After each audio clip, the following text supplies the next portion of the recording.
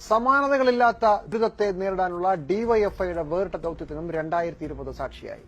ആക്രിപെറുക്കിയും കൂലിപ്പണിയെടുത്തും ബിരിയാണി വിറ്റും ഈ യുവജന സംഘടന മുഖ്യമന്ത്രിയുടെ ദുരിതാശ്വാസ നിധിയിലേക്ക് നൽകിയത് 11 കോടി രൂപയാണ്.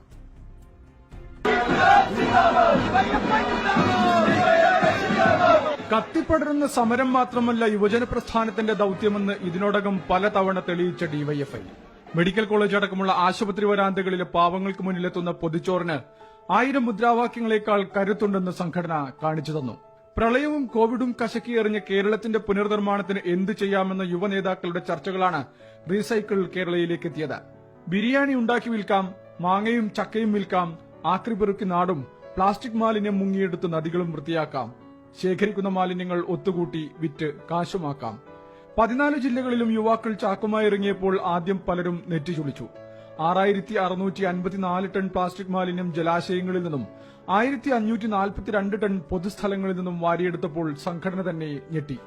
പെറുക്കിയെടുത്തതെല്ലാം വിറ്റപ്പോൾ കിട്ടിയത് 11 കോടി രൂപ.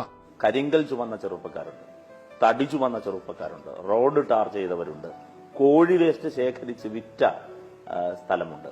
ഏറ്റവും അഭിമാനകരമായ ഒരു സന്ദർഭമായി ഡിവൈഎഫ്ഐ കരുതുകയാണ്. 40 വർഷമായി ഡിവൈഎഫ്ഐ രൂപീകരിക്കപ്പെട്ടിട്ട് ഇതും അതിലൊരു നാഴികക്കല്ലായി സമൂഹം വിലയിരുത്തുന്നതിൽ വലിയ സന്തോഷവുമുണ്ട്. നന്നായി ഒത്തൊന്നു പിടിച്ചാൽ നാടു നന്നാക്കാം, പിന്നെ നവകേരളവും പടുത്തുയർത്താം. അതായിരുന്നു ഡിവൈഎഫ്ഐയുടെ റീസൈക്കിൾ മോഡൽ. തൊണ്ടപൊട്ടുന്ന മുദ്രാവാക്യങ്ങളില്ലാത്ത കാലമായിരുന്നു കേരളത്തിന്റെ കോവിഡ് കാലം.